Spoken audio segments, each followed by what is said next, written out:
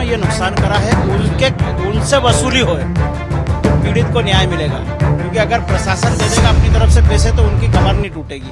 उनकी कमर तोड़ने के लिए उनके अवैध निर्माण टूटना चाहिए, उनके अवैध धंधे बंद होना चाहिए और उनसे वसूली होना चाहिए। सरकारी संपत्ति या निजी संपत्ति का जितना नुकसान हुआ, आतंक जो भी ये आतंक फैलाते हैं उनसे वसूली करके इसकी क्षतिपूर्ति होना चाहिए। इंदौर के महू में भारत की जीत का जश्न अचानक हिंसा में बदल गया। बताया जा रहा है कि ये घटना रविवार 9 मार्च की रात करीब 10 बजे हुई। दरअसल भारत की जीत के बाद कुछ लोग विजय जुलूस निकाल रहे थे, तभी इंदौर की जामा मस्जिद के पास 2 पक्षों में विवाद हुआ। इसके बाद पत्थरबाजी हुई और लोगों ने दुकानों और वाहनों में आग लगा दी। हालात को संभालने के लिए पुलिस को लाठीचार्ज करना पड़ा, साथ ही आंसू गैस के गोले भी छोड़े गए। इस हिंसा में सरकारी संपत्ति को भी नुकसान पहुंचा है। स्थानीय लोग अब पत्थरबाजों पर बुलडोजर एक्शन की मांग कर रहे हैं।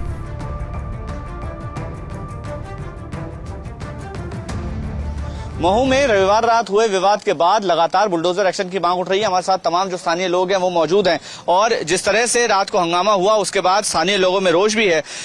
जो घटनाक्रम हुआ उसको लेकर के आप प्रशासन से भी बात की, आप लोगों ने पुलिस से भी बात की, क्या मांग है आप लोगों?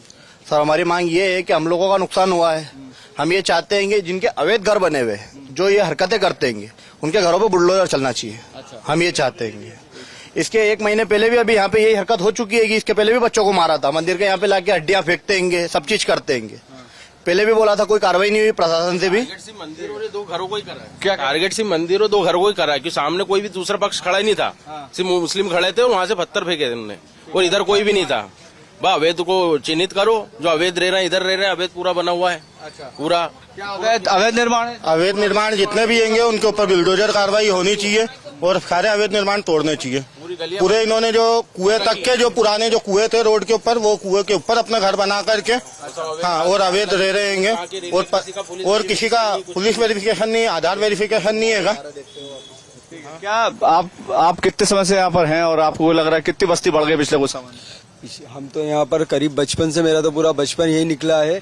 यहाँ पर पहले बड़े बड़े रोड हुआ करते थे, लेकिन यहाँ इतना अवैध कर लिया है। पत्थरों के घर बने हुए, पत्थरे उनके घर बने हुए और वहीं से सबने पत्थरबाजी भी करी है, बोतलें फेंकी है, आग करी है, कार जला दी, मेरी 2 बाइकें तोड़ दी, मेरे घर पे फोड़ा है, ये सारे कांच वाँच सब फोड़ दिए। क्या मांग करेंगे प्रशासन? ये चाहते हैं कि इनका घर, सबके घर टूटना चाहिए जो भी अवैध और जिन्होंने भी पत्थरबाजी करी है। ठीक है, क्या मांग?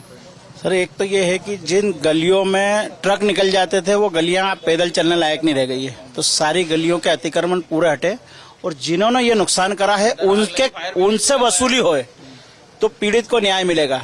क्योंकि अगर प्रशासन दे देगा अपनी तरफ से पैसे तो उनकी कमर नहीं टूटेगी।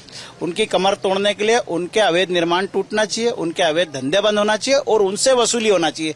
सरकारी संपत्ति या निजी संपत्ति का जितना नुकसान हुआ, आतंक जो भी ये आतंक फैलाते हैं उनसे वसूली करके इसकी क्षतिपूर्ति होना चाहिए, तभी न्याय मिल पाएगा। ठीक है, मोहन सरकार है, मोहन यादव मुख्यमंत्री हैं, आप चैनल के माध्यम से क्या मांग? हम हमारे माननीय मुख्यमंत्री जी से हम एक ही अपील करना चाहते हैं कि जो अवैध निर्माण है इन पे तो बुलडोजर चल ही सकता है। हम मानते हैं कि हाई कोर्ट ने जो ऑर्डर दे रखा है कि अब बुलडोजर एक्शन मध्य प्रदेश में नहीं होना चाहिए, लेकिन अगर ऐसा नहीं होगा तो ये तो इनको और बढ़ावा दिया जाएगा। एक तरीके से देखा जाए तो जो अवैध हैं, अवैध प्रवासी आके यहाँ बसे हुए हैं, उन्हें चिन्हित किया जाए, उन्हें उनके घर जो अवैध बने हुए उन्हें तोड़ा जाए और जिनको जो भी नुकसान हुआ है उन्हीं से भरपाई करके जनता को दिया जाए। ठीक है, बहुत लोगों का यहाँ पर आरोप है कि अवैध निर्माण बड़े पैमाने पर यहाँ पर हुआ है, जो नुकसान हुआ है उसकी भरपाई यही लोग करें और अवैध निर्माण पर बुलडोजर चली, यही इनकी मांग है। कैमरा यशवंत के साथ मखन काल, टाइम्स ऑफ भारत, महू। रविवार रात विजय जुलूस के दौरान कैसे हिंसा भड़की, स्थानीय लोगों ने क्या बताया, आइए जानते हैं। यहाँ पर मैं तस्वीरें सबसे पहले दिखाऊंगा। यहाँ जो स्थितियां हैं वो बयां कर रही हैं कि ये बवाल कितना उग्र हो गया था। आगजनी हुई, बाइकें जला दी, कारें तोड़ फोड़ कर दी और जो पूरा इलाका है वो दहशत में आ गया। बवाल शुरू हुआ करीब रात को 10 से 10:15 के बीच में, जब जामा मस्जिद के पास से जुलूस निकल रहा था, जो जश्न मना रहे थे लोग यहाँ पर कि हिंदुस्तान जीत गया है और एक कामयाबी हिंदुस्तान को मिली है, चैंपियंस ट्रॉफी हिंदुस्तान ने अपने कब्जे में की थी और उसका जश्न मनाया जा रहा था। और उसी जश्न के दौरान जब यहाँ पर जुलूस निकल रहा था तो जामा मस्जिद के पास से जब वो निकला तो अचानक से पत्थरबाजी शुरू हो गई। पत्थरबाजी शुरू होने के बाद वहां से लोग निकले, वहां पर आगजनी करने लगे।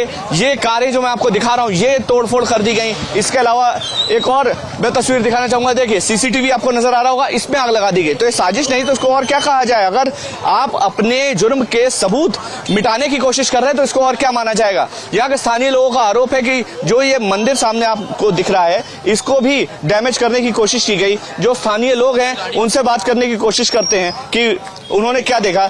यहाँ पर तमाम जो स्थानीय लोग हैं वो मौजूद हैं और अंदर में और तस्वीरें आपको दिखाऊंगा। क्या क्या कहेंगे, क्या हुआ था कल रात को, क्या स्थिति बनी? जुलूस निकला इंडिया जीतने के बाद इन्हें प्री प्लान पत्थर फेंके उस पे, जुलूस पे। अच्छा, पत्थर पेट्रोल पंप फेंके इन्होंने, पथराव किया है, मंदिर में आग लगाने की कोशिश की। 3 गाड़ी यहाँ जलाई इन्होंने, एक कार में आग लगाई, एक कैमरा तोड़ के ले गए। यहाँ से देखो आप, कैमरा तोड़ लिया उन्होंने। यहाँ से कैमरा तोड़ के ले गए। क्या हुआ था आपने देखा और क्या तस्वीरें थी कल रात को, क्या हुआ? कुछ भी नहीं था, सब प्री प्लान था।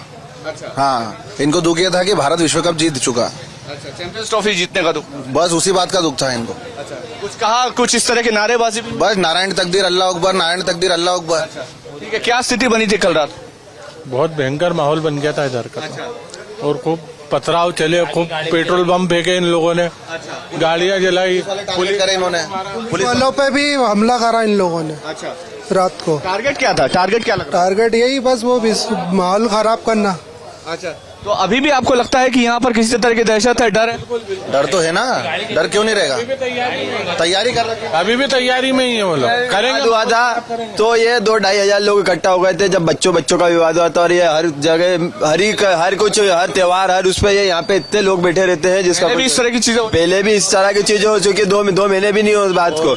और ये घरों तक के पहुंच जाते हैं, तलवारें, छुरे, बंदूकें सब इन लोगों के पास पूरी लाइटों का एक्सेस है। जैसे ही कुछ भी होता है इनके पास पूरा प्री प्लान रहता है। ये सारी लाइटें ऑफ करते, उसके बाद ये पता नहीं कहां से इतना सारा पत्थर और मतलब पेट्रोल बम लेके तैयार रहते, लाइट बंद करते, उसके बाद जो भी करना होता है करते ताकि इन लोगों के चेहरे ना हो, ये पकड़ाए ना। तो प्री प्लान इस तरह का घटनाक्रम होता है, आपको लगता है सब प्री प्लान होता है? सर प्री प्लान ही था पूरा। पेट्रोल पंप कहाँ से आते, पत्थर इतने कहाँ से आते, है ना? सही बात है, पेट्रोल कहाँ से आ गया? आपने आग लगाई, देखिए तस्वीरें मैं आपको दिखा रहा हूँ। ये जो शटर है ये आपको जला हुआ यहाँ पर नजर आएगा। ये जो पूरा इलाका है ये देखिए, ये सीसीटीवी मैं आपको दिखा रहा हूँ। ये जो सीसीटीवी है ये पूरा जला हुआ आपको नजर आ रहा होगा। सीसीटीवी जलाने की कोशिश हुई। यहीं रहते हैं आप? हाँ जी। क्या हुआ था कल रात को, क्या स्थिति बनी? कल यहाँ पर जो इंडिया के जीतने के बाद वो जुलूस निकला, जुलूस के बाद फिर यहाँ पर इधर से पूरे मस्जिद में से निकले सारे और कम से कम 200-300 लोग इकट्ठा होकर यहाँ पर पथराव चालू कर दिया। वहीं घटना के वक्त मस्जिद में मौजूद मौलाना का क्या कहना है वो भी सुन लीजिए। तरावी की नमाज चल रही थी, उसी बीच में जुलूस यहाँ से शोर शराबा करते हुए निकला और जब तक हम नमाज से फारिग होते जब तक यहाँ शायद जुलूस का आखिरी हिस्सा बचा हुआ कुछ होगा। मेरा तो कहना यह है कि मुझे समझ में ही नहीं आ रहा है कि ये जुलूस आखिर निकला कैसे और दूसरी बात इस रूट से कैसे निकला। तो ये निकल सकता है जुलूस, किन लोगों ने परमिशन ली थी, क्या बिना परमिशन के निकलता? और दूसरी बात यह है कि अगर परमिशन ली थी तो कितनी गाड़ियों की, कितने लोगों की, किस तरह की सिचुएशन में परमिशन दी गई थी? पथराव की नौबत कैसे आई, किसकी तरफ से पहले पथराव हुआ? पथराव की नौबत ऐसे आई कि पहले वो जिन लोगों ने बम वगैरह जो भी फेंका था उस फेंकने की वजह से उसके साथ कुछ हाथापाई हुई। हाथापाई में मैं बाहर निकला और मैंने उस आदमी को निकाल कर बाहर निकाला और इतने में वो अमित जोशी आए, उन्होंने बातचीत शुरू की। मैंने उनसे कहा कि ठीक है थाने पर बात करते हैं, कोई बात नहीं, आराम से बात करते हैं। अमित जोशी यहाँ इलेक्ट्रॉनिक की दुकान है उनकी, वो आए थे और उन्होंने बातचीत नहीं, मुझे ये पता नहीं है, मैं उनको पर्सनली थोड़ा सा जानता हूँ इसलिए मुझे नाम याद है। तो उसके बाद उन्होंने यहाँ से वो गए और वहाँ से वो वहाँ पहुंचे होंगे और उसके बाद उधर से पथराव शुरू हुआ। यहाँ प्रशासन के सामने हम बात कर ही रहे थे, हमारे साथ जो लोग नमाजी थे और इसके अलावा जो और लोग थे जो आसपास से आ गए हों, हो सकता है यहीं पास में रहने वाले, जब शोर शराबा सुना तो आ गए। तो हम पुलिस प्रशासन के साथ बैठकर उनको बिठाकर समझाइश देकर बात कर रहे थे, इतने में उधर से पथराव शुरू हो गया। पुलिस के सामने पथराव हुआ? हाँ, पुलिस के सामने शुरू हुआ। आप लोगों की तरफ से पथराव हुआ? वो तो फिर होना ही था, फिर क्यों नहीं होगा? शुरू ही उधर से हुआ है तो फिर पब्लिक तो पब्लिक है, जनता तो जनता होती है। कितने लोग घायल हुए? नहीं, ऐसा मेरे पास कोई डाटा नहीं है। इसी तरह का आश्वासन दिया है कि आप सहयोग भी करें और हम भी अपना फर्ज जो निभा सकते हैं वो निभाएंगे, बेहतर तरीके से करेंगे और आने वाले दिनों के अंदर सिचुएशन बताएगी कि हम कितनी जल्दी काबू में ले सकते हैं सारे हालात को। आप अपने लोगों से किस प्रकार की अपील करना चाहेंगे?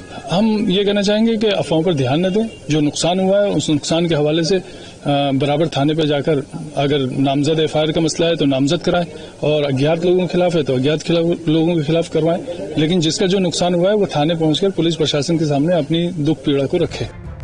इंदौर में हुए बवाल में पुलिस ने 13 आरोपियों को दबोचा है, जबकि पत्थरबाजों की पहचान करके उनकी धरपकड़ जारी है। देखिए, सबसे पहले मैं क्लियर करना चाहता हूं कि अभी वर्तमान में महू में पूरी तरीके से शांति स्थापित है, कहीं पर अब कोई भी समस्या नहीं है। इसीलिए आपके माध्यम से मैं सबसे अपील करता हूं कि सब लोग संयम रखें और किसी तरीके की अफवाह पर ध्यान न दें। वर्तमान में अभी हमारा जो प्रयास है वो पूरी तरीके से शांति जो स्थापित है आगे भी जारी रहे, इस पर है। किस तरीके से ये घटना हुई, क्या उसके कारण रहे, कौन कौन से लोग जिम्मेदार हैं, वो सब चीजें अभी अगले 1-2 घंटे के बाद हम लोग निकालना चालू करेंगे और जो भी इसमें लोग शामिल होंगे उनके खिलाफ कड़ी से कड़ी कार्रवाई की जाएगी। वर्तमान में अभी शांति स्थापित हो गई है और इसी चीज पर भी हम लोग फोकस कर रहे हैं। कितने लोग घायल हैं? देखिए, अभी घायलों की और इनकी पूरी तरीके से स्थिति क्लियर नहीं है। ये जरूर है कि जो प्रारंभिक जानकारी मिली है 4 लोगों के घायल होने की आई है अस्पताल में।